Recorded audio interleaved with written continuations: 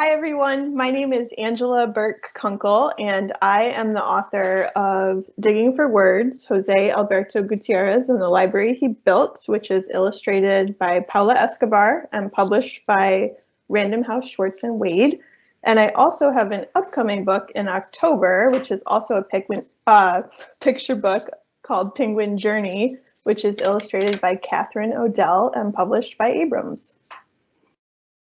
All right, thank you so much for joining us today. Thank you for having me. We're first going to ask you a few questions specifically about Digging for Words. Mm-hmm.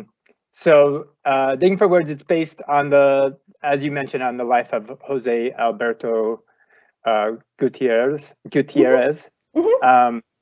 Who was a garbage collector in Bogota, Colombia. Yes.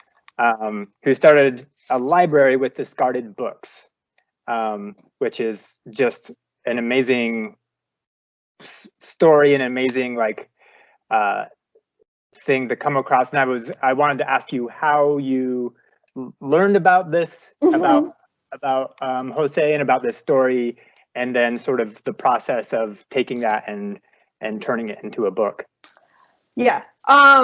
In terms of how I learned about his story, I wish I had a more interesting answer, but it was a feel-good video on social media, which, we all click on and watch in our algorithms. And it was a really quick 2-minute video. I think it was produced by AJ Plus, which is like a section of Al Jazeera for social media. But it was just a really quick, upbeat 2-minute video about Jose and his library. And in my day job, I'm a school librarian. At the time that I saw it in 2017, I was working in Albuquerque, New Mexico, as a school librarian, and I just kind of couldn't get his project out of my head because so much of the work I was doing was, community outreach and getting families who didn't have regular access to library services or were afraid to use them because of immigration status or language barriers, getting them in to connect with literacy and language services. So I just thought what he did was so incredible. He met the needs of his community in the way that he could, in a way that worked for him and worked for kids in his community. So I really just kind of connected to the story in that way. And so I wrote a draft and kind of wrote it all in one sitting, which I normally don't do. I'm a really slow writer, even for short little picture books, and kind of would revise it here and there. And it was hard because, you're writing about a living person who doesn't know that you're writing about them, which is kind of an odd position to be in. So I had a friend translate it. I was trying to contact him through journalists in Colombia who had covered his story, but those were kind of dead ends. And again, power of social media. Someone I went to high school with lives in Colombia half the year and is very connected to work that she does there as an activist. And she had him on the phone in 24 hours. And we talked about the project and he gave it his blessing. And from there, started kind of going through the process of finding a literary agent who would send it to publishers. But a lot of research and revising. It was really important to me to research in both languages, in English and in Spanish, and track back to the earliest coverage of his library by Colombian news organizations, and just listen to kind of how it was explained in his native language and in Colombian media. So it's kind of a long process, but it was definitely an interesting one. Yeah, and the book is widely available in English and Spanish. Yes, right? yep. Yeah. So Random House decided to publish it simultaneously in both languages. So the Spanish version, is Rescatando Palabras. So, you talk about just how inspiring the story is, and just how one person's interests and someone caring about something can sort of affect the whole community, which I think is a really powerful message. But is it for as the author, is there something that you would hope that that readers would take away from the story? Like if there's like one main thing that. Yeah, I mean, I think as an author and also someone who's a librarian, I think a lot of times in the US we take book access for granted, either, you know, for socioeconomic reasons, or if we're fortunate enough to live in a community that has great public libraries or school libraries. And one thing I like to do in school visits is show students just pictures of different libraries around the world. Like one of the mentor texts I used when I was writing Digging for Words was Waiting for the Biblioburo by Monica Brown. And it's another picture book about actually another Colombian man who takes 2 donkeys to really remote villages in parts of Colombia that function as a library. So I think raising, you know, because this is a picture book and the audience is children, raising children's awareness of that not everybody has what we have, but that communities can solve problems and meet needs really creatively. Yeah. Of course, the story is fantastic. The illustrations are also beautiful and amazing. And I was wondering about how the process of working with Paola Escobar, how that worked. Yeah, my editor at Random House, Ann Kelly, had Paola in mind from the very beginning, which I'm so glad she did because I wasn't familiar with Paola's work. She also did the Red Clover book, Planting Stories. Yeah, which is amazing. Yeah, and beautiful. And beautiful, and she's Colombian, and so I think she really brought like a color palette and a level of detail and everything that I couldn't. Now I can't separate the text from the words, like it all works together. But when I saw her sketches, I was blown away. And it's really funny because, and this is another thing I tell kids because they don't know this necessarily, but you don't communicate a lot with the illustrator as the author because, you know, they have their own talent and their own artistic process. But there was like little details that I shared with her through the editor. So in one of the illustrations, Jose's holding a copy of Anna Karenina, and that really is the cover of the first copy that he found. Like she worked that little detail in there. Or there's the Borges quote at the beginning of the book is actually on the steps, and it's on the steps in illustration. But some of the scenes that depict books, kind of the imagination of books, like there was one where I didn't put an illustration note because I didn't want to over direct, and yet Paola drew the exact scene I was picturing. So that's so cool. That's like very similar to just like what you had in your head. And there's no lines about it being a pirate ship or having an island or anything, but really this is what I wanted this page to look like, and it blew me away. Somehow we were on the same wavelength about that, which was really cool. Yeah, that's super cool. So you mentioned A Penguin's Journey, which is coming out in this fall, I believe October. Is that correct? Yep, late October. Okay. So can you tell us a little bit about it and where we can find it when it comes out? Yeah, it's so it's going to come out October 26th from Abrams Appleseed, which is another picture book publisher, and it's a completely different book. It's nothing like Digging for Words.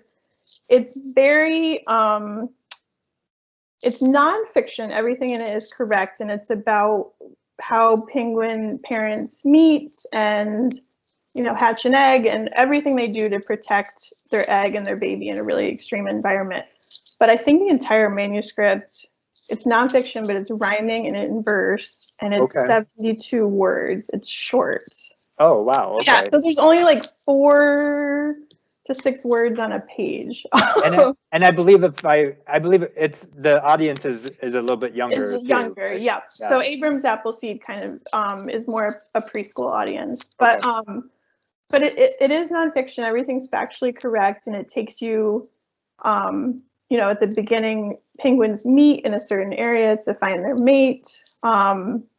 They connect, and then once the egg is hatched, the mothers leave. They go on I mean, if anyone's seen March of the Penguins, you've seen this in the film, but they go on a super long journey to feed, and then they have to make their way all the way back so that by the time the chick is hatched, they have food to give the chick. And the whole time, the father's sitting on the egg through storms, through extreme cold, just so that the egg can survive and hatch. And so it's kind of a story about parenthood. It's very sweet, but it does kind of have that natural science element to it too. Excellent. And that ties into as well. So the summer reading theme this year is tales and tales, like animal tales and stories. So is there something that like drew you to like writing about penguins specifically, or what brought you to that? This is another funny. Again, I wish I had like a deeper answer, but so when I wrote Digging for Words, and I'll bring it back to penguins through my answer, but my first draft of this was, I think, like almost 2,000 words, which is way too long for a picture book. And I really struggle with getting down what I want to say. And so when I sat down to work on a draft, I said, I'm going to try to write a story in 100 words or less, like a complete story. And it was just like a self-challenge. And the phrase waddle waddle popped into my head, and I was like, oh, that's a penguin. and so the first draft is nothing like the published book is, and it was a repetition of waddle waddle and like all the steps that I just described of what they go through. And my agent and I sent it to an editor, or a couple editors who turned it down. But one of the editors who turned it down, a couple hours later, wrote my agent and said, I never do this. Like, a no is always a no, but would she rewrite it in rhyme? And I'd never written in rhyme. But of course you don't want to say no to the opportunity. So she was like, you know, could she make it a little more lyrical and try it in rhyme? And I did. And then she said, yes. But really it kind of started as a writing exercise. Like, could I tell a story in 100 words or less the first attempt? But yeah, I hope that I'll do more animal stories, because now it's really fun to research other animal parents and kind of how they raise their young. So hopefully it'll become more of a thing. Yeah. Yeah. So one of the things we were talking to, you know, authors that are based in Vermont. And so one thing is I'm curious about how living in Vermont, how that informs your writing, if it does. There's definitely things like I have in the drawer that are informed by just kind of the landscape here and the nature that we encounter. And during the pandemic, I got really into bird watching, like a lot of people did, because you can go do that and not be around people. So I have projects that kind of play with those things. I also think, you know, Digging for Words, I think I got attached to that story while I was working in a very specific community with specific needs, and I'm kind of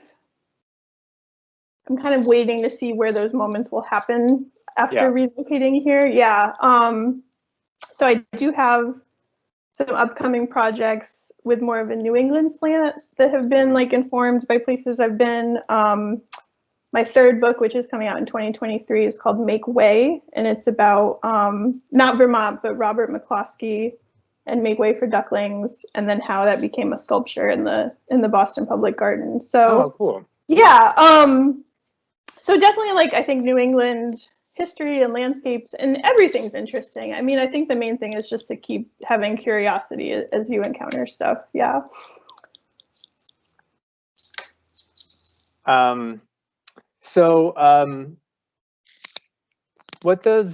What advice would you have for young people this summer.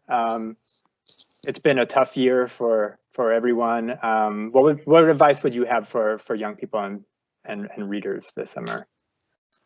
I think I've been really open with students that at the outset of the pandemic, I had difficulty concentrating, like even, and as someone who reads a lot. And I think just, I think seeking out kind of comfort books has been really helpful. And I think kind of as things are opening up and we're re-entering, going back to the idea of curiosity, like, what are you curious about? What do you want to explore? What did you miss? Are kind of all questions I would encourage kids to ask themselves as they read, and hopefully as they get to explore like a little more than we've been able to do in the past year or two. Excellent. Thank you so much. Thank you.